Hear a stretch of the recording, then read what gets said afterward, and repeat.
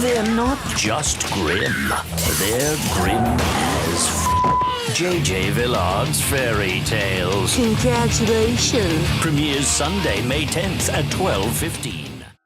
Yes, there's gonna be a brand new show on Adult Swim coming soon called J.J. Villard's Fairy Tales. And we actually got J.J. Villard himself here. Dude, how's it going? And by the way, in order to start things off, for people who are not familiar with you, can you please introduce yourself to the audience? What's up, Matt? My name is JJ Villard, and yeah, I've been in cartoons for about 15 years now. It's been insane. I've enjoyed it all, the good and the bad. But yeah, I got a new show coming out, and it should be sick. All right, sounds good. And with Fairy Tales, what would be the best way to go and describe the show? Because I'm sure this is much more than just telling fairy tales on television or whatever it would be on. I'm sure you got your own unique twist to it. Yeah. Well, the Grimm's fairy tales have been told 100,000 times, so the whole thing was to try to bring a unique approach to the famous fairy tales. And yeah, my writers team and we got together, and it was pretty much whatever happened in the writers room that made us laugh, and we all thought it was a good idea is what we put into the cartoon. So yeah, the end result, I mean, they're definitely unique, to say the least. Sounds good. And what I would actually like to know is that, considering that you are doing a show that is entirely based on fairy tales, what I want to know from you personally is, what is it that you're so fascinated about these fairy tales? Like, what is it that inspired you to go and even go as far and even make a whole show based on these classic fairy tales? It was several things. First off, the idea was a joint collaboration between me and Mike Lazo, the creator of Adult Swim. He happened to have looked at a zine that I made of my sketchbook, and he saw a drawing, and it had the words Snow White written in kind of like a Disney font with an evil rabbit and some robot cats. And he called up the execs at Adult Swim, and he just said, "Listen, I want JJ Villard to base a show off of this." And then he called me up, and we were discussing it, and we decided to call it Fairy Tales and base the show off of Fairy Tales.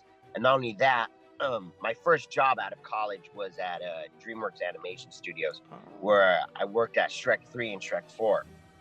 So I had a lot of pent-up anger about fairy tales from working on those projects for over 3 years. And so I was able to release a lot of those demons in this cartoon. Oh yeah. Yeah, I can imagine after working on a major studio that you want to go and like just unleash like your feelings, the dark feelings that you had after going through that. Is like, okay, take these fairy tales. Yeah, because the restriction at DreamWorks are hardcore, and you have to stay within a PG-13 limit. Some people can work really well with that. I had a difficult time, and the end result of Shrek 3 wasn't so good, but Shrek 4 turned out amazing. I think it's really a good film for you, those of you who haven't seen it. Yeah, I definitely think that it really did pick up from like what Shrek 3 or Shrek the Third was lacking. Yeah. By the way, there's something I want to know also from you personally regarding these fairy tales is if, do you have a personal favorite fairy tale that you loved, like whether it be like nowadays or ever since you were a kid? And if you do have one, is it going to be in the show? And how will you go and interpret that? Gosh, that's a good question. Well, as a kid, I was reading more Aesop's fables than I were fairy tales. But I mean, as far as like what we decided to put in the cartoon, it was just like we just said, let's just hit the audience with the more popular ones. So because there's some fairy tales in Grimm's Fairy Tales book that are literally a half a page long, and it's just like no one's heard of like the frog and the turd or whatever it is. It's just like there's fairy tales that are really short. I just said turd because I'm sitting in my car and a bird just on my window. Oh, that Right in sucks, front of dude. me. That's actually good luck from what I hear.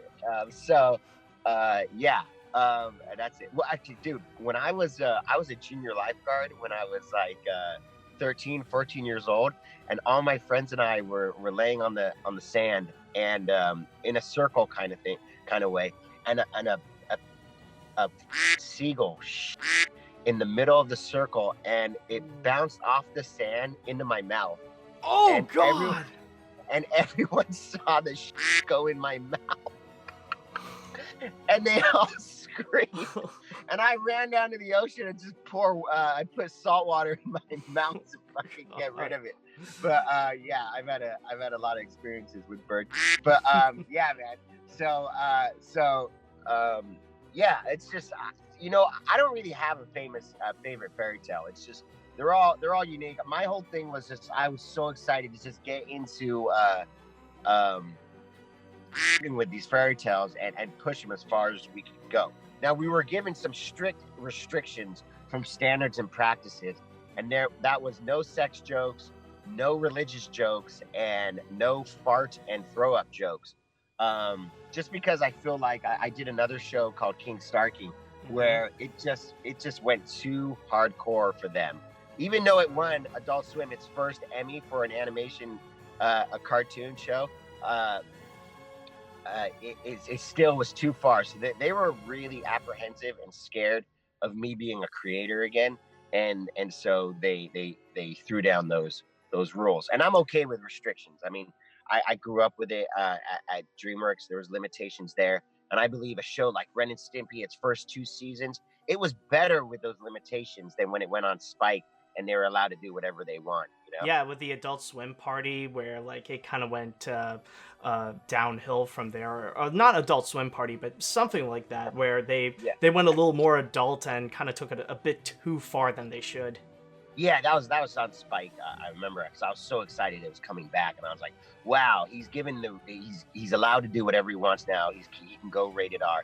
And I don't know. Look, John K's sick, but like I don't think that worked out. There's ways to. It was the same with like Howard Stern when he went from terrestrial radio to satellite. He was allowed to do whatever he wants. I mean, that guy, you really got to be careful with. You can't just curse all the time. That loses its flavor. So that was also a thing with like fairy tales. So I was okay with the limitations, and it was a challenge for me and the writers to have those 3 strict notes from standards and practices. Yeah, actually, coincidentally enough, that does relate to the next question that I do have, and I'm sure probably some of that is already answered here, but considering that you have worked on King Star King, and that it did actually went well to where you actually won an Emmy for it, but what I would like to know is, how is it working on this show in particular compared to working on King Star King? Is it really that much different? Do you find it more challenging than working on King Star King? How do you feel about that? Well, a few things come to mind. First of all, we did King Starking at Titmouse Animation Studios in Hollywood. So that's kind of it was cool. It's like it's a kind of a guerrilla underground like animation studio just place, and that was fun. It was really just like it was the first time I felt like I was back at Cal Arts in a long time, and yeah, we partied hard, but we also worked hard. So it was a balance of the two. I said if I ever get a show again, like if I get a second season of King Starking, or if I ever get a show, I'm going to try to like really tone down the partying and stuff, because it's hard to storyboard with a hangover, Oh, and God, yeah. So then with Fairy Tales, I made it at Cartoon Network Studios. So that was really cool because it was just like, I'm a 1%er over there with making an adult show. Actually, I take that back. There was one other show there that was being made for Adult Swim as well. I forgot the name. But regardless, 90% of the shows made at Cartoon Network were kids shows. So it was fun. You know, I felt like the Crypt Keeper, just like cackling in a corner of the Cartoon Network studios. One other thing that I learned, you know, the artists that worked on King Star King, they worked so fucking hard, and you know, we usually went more than 8 hours, and I hate pushing my guys to do that. But part of the problem was my character designs of King Star King and Hank Waffles and Pooza, you know, they were complicated character designs.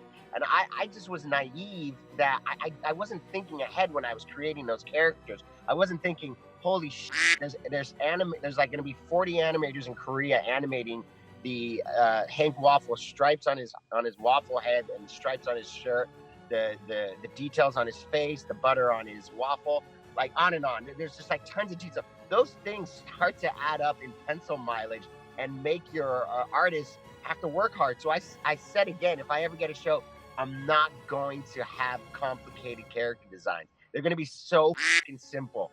And so if you look at the character designs in Fairy Tales, they are really simple. Everyone was like so happy to be working with these designs. I felt the love from Korea this time instead of the daggers. You know, because there's 42 animators over in Korea busting their ass to make this look awesome. And they're just like, oh, yes, these designs are so simple. Like, they're just so thrilled and happy. And yeah, so that's it. That's a couple of them. All right. Yeah, and it's true that with the style itself, that you definitely went a lot more simplistic than with King Star King. But from what I've read, you mentioned before in other interviews that with the style that you're going, that it's not just to make it simple, but it's to stay true with the fairy tale tone. Am I right on that? Oh yeah, like I thought, okay, what's with King Star King? I said, what's going to be the inspiration for this? And it was I bought a Jack Kirby book, and that was it. It was like that was my Bible throughout that whole thing. I said, okay, I got to find something like that for fairy tales. And it was just a coincidence of time that Little Golden Books came out with a compilation of about 15 to 20 books. And I was like, what? This is it. This is going to be my motivation. Little Golden Books. And they were on my shelf. I referenced them every day. And it was just, that was the inspiration. I was like, stay charming, stay cute. Stay, you know, Mary Blair, some of the Mary Blair books were in there. She created It's a Small World. Mm-hmm. And that's what I did. I noticed she didn't use outlines. I was always told, don't do no outlines. It makes your life hell. But I was like, I'm going to try it. And so, and I understood why it could be complicated, but it's because, you know, if you have a green character and you have a green background, they blend. And then it's like, oh, so you got to go back and you got to change colors. It's extra mileage. So if you can, you just got to go into it premeditated. And if you got like an art team that is like into the project, they'll understand the character colors. And so the background colors won't blend in with the character colors. Mm-hmm. And yeah, so, and there's tricks. You can also do big black drop shadows to make them pop if the characters blend in too much, and on and on. So yeah. Yeah, and I guess the moral of this story is that even simplicity can be a bit complicated. Oh yeah, dude, it can definitely be complicated. Yeah, it's its own just nightmare, I guess. But yeah. Yeah, absolutely. And now, my next question, this is probably something you do get a lot, but it's something that I feel like it should be highlighted here as well, and that is regarding your cast that you got here, the variety of fan favorite actors that you got, and some surprisingly familiar names that even I felt very impressed that you managed to get them. Like, on my list here, you got Linda Blair, you got Warwick Davis, you got Robert Englund, you got Corey Feldman, you got Jennifer Tilly, and probably the most shocking is that you actually got J.J. Villard. How did you get that? No, but no, but seriously, what I want to know is how did you manage to convince all these fan favorite actors to come and voice in your show? Yeah, when I show people the IMDb page, they think it's a joke. They think I hacked IMDb and put like these actors in there, but that's not what happened. It was just a matter of trial and error. I said I needed motivation to help me work every day, and any motivation I can get is a good thing. So I thought, who are actors I absolutely want to work with? And my favorite genre of film is horror, and my favorite actors are in these horror films. So I just thought, well, what do I got to lose? I was raised with my mom and dad saying, "What's the worst they can say? No," and that's the God honest truth. So the first person I hit up was, and trust me, when I say I hit up, it's not that easy to just call these actors. There's agents at Cartoon Network that call up their agents, and it is a whole like conversation, dialogue, scripts are passed around. And Linda Blair was the first person I asked, and she interviewed me for the job. She flipped the casting couch. Oh wow. So that was a strange thing, and I was so nervous during that interview. And she just said, "Why do you want to work with me? There's thousands of voice actors out there. What's your thing?" And I'm just like, "Linda, I'm telling you this with sincerity. You are one of the greatest living actors of all time, and it would be an absolute honor to work with you." And she felt the sincerity in it, and she said, "You just made me cry. I'll see you next week." And I was like, "Yes, yes." So Linda Blair came in the following week, and I was way too nervous for the first time, like when she came in, and I didn't perform to my best. She did great, but I was just, when she left, I just said, "JJ, you got to stop. You're gonna have a ton more of these famous people. You can't geek out. You got to act professional." So that's what I did. I told myself, you can't ask them about their what they've done in the past, like I can't ask Freddy Krueger about Nightmare on Elm Street. I wanted to ask Robert about everything. I wanted to ask Doug Bradley. I wanted to ask Peter Weller about RoboCop. But I just shut my mouth and I kept it professional. I bought donuts every time they came in. Most of the girls did not eat the donuts, but Peter Weller dug into those things, and so it was just it was an insane experience, and it was just to help motivate me and my team, and it was awesome. I also felt a little bit like Ed Wood using Bela Lugosi all the time, but nonetheless, we did get a lot of no's, Matt, and that list almost equals the amount of yeses. But we even got cancellations the night before and the morning before the recording.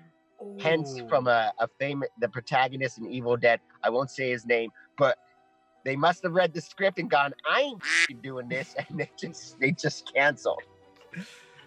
I see. I see. No, but it definitely does sound like a great motivator. And I mean, like, even as someone who pursues voice acting, like, I know for a fact that, like, it doesn't matter the amount of no's you get. It's all about the yeses that you do have. And with the yeses that I see here is that you've accomplished so much with this show. It's quite an accomplishment in itself. Yeah. And I do have one more question before we go, and this is going to be towards all the aspiring artists and animators and show creators that one day would like to go and follow your footsteps and maybe become an Emmy Award-winning show creator. Do you have any advice that you would like to go and give those people who want to go in the same kind of career path as you? Yeah. I mean, there's a few things I can say. It's good to move to LA. And I know people around the world, like, I have friends that live in Europe, that live in New York, and they keep hanging on to their, their homes. And I understand that, but just living in LA, it's just so much, it's an email away to pitch in person to these people, and it makes a difference, the actual FaceTime, it might sound silly, but it's a big decision, and I understand 100% why people don't do it, but LA sucks. It's not the prettiest city in the world by any stretch, but it's where show business is, and it's not going to change, and anytime soon, at least. But that's it. And another thing is, this might sound trite, but you got to listen to your gut and really just, listen to yourself. Like you could have all the friends in the world be giving you advice, but at night when you're alone in bed and just like looking at the ceiling, let those vibes hit you. Just like what seems right, what seems wrong. Yeah. And then lastly, thick skin, man. Everyone has had no's. If you haven't been fired from a job in show business, I haven't met a person that hasn't been. So, and if you get rejections and no's from executives, I'll tell you a story. I pitched to Netflix 9 times in 2018 because they had an adult division, and I wanted to be a part of it, and it's just I was getting the very first time I pitched there. I pitched 3 things. They rejected the first 2, and the third one they said, we don't even understand what it's about. So I took that as an open door opportunity, and I was like, well, if I work on it, can I bring it back in? And they're like, sure, why not? And I totally used that to my advantage because I went back and pitched that same thing, which was still a no in the end, and 2 other things. And so you got to keep going back. I don't know what it is about me but no's don't. I mean, it kind of sucks, but it doesn't affect me too hard. I guess it's because I know TV is the right place for me instead of feature, and just like it's okay because I know I'm going to keep on doing what I do regardless of any no's and yeah. No, that is actually some pretty epic advice. Like, I definitely do agree. And even I feel like, even I just do like YouTube stuff, and like a lot of those things do also apply, especially with the thick skin aspect that like you got to keep moving forward, even like if all the odds are against you. But JJ, I got to say, this has been an amazing interview, and thank you so much for doing this. It's an absolute pleasure talking to you.